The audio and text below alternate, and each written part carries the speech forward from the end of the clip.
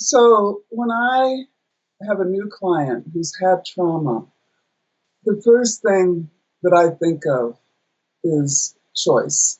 Because in trauma, choice is lost. A client doesn't have any choice. It happens to them, something from the outside injures them, violates them in some way. They have lost the control. So reinstating that at the very beginning is, I think, essential. Even in a little ways, like when a client comes into my office, I might say, "Where do you want to sit?"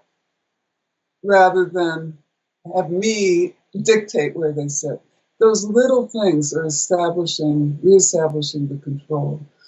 Reestablishing a sense of choice and control can be critical for people who have experienced trauma. Now, there's a lot we can do to reinstate choice and control for our clients.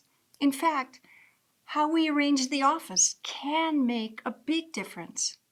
One of the things that I generally do is I have my seat and the client's seat at 45-degree angle, at right angles, actually.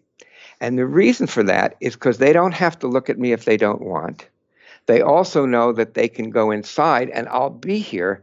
And if they need me, then we can make contact, this way. And I find it gives a lot of flexibility. There's one more critical piece to consider when thinking about choice and safety, and that's the office door. This is another place where treatment can go wrong because the way that we set up our office can inadvertently put our clients in a defensive state. One of the things I also discovered, and this was when I was working with a lot of Vietnam vets in the 70s and 80s, and I realized that by making the mistake, if I was in the way of the client coming to the room, that would be experienced as extremely dangerous. I mean, you don't necessarily think about that. So I made absolutely sure that they had a clean way to the door, even if I had to rearrange where I was sitting. Now, this isn't only for veterans. We need to keep this in mind when we're working with anyone who's felt trapped in a moment of danger. In so many of my conversations with trauma experts, they emphasized how important it is to uncover and work with our clients' strengths.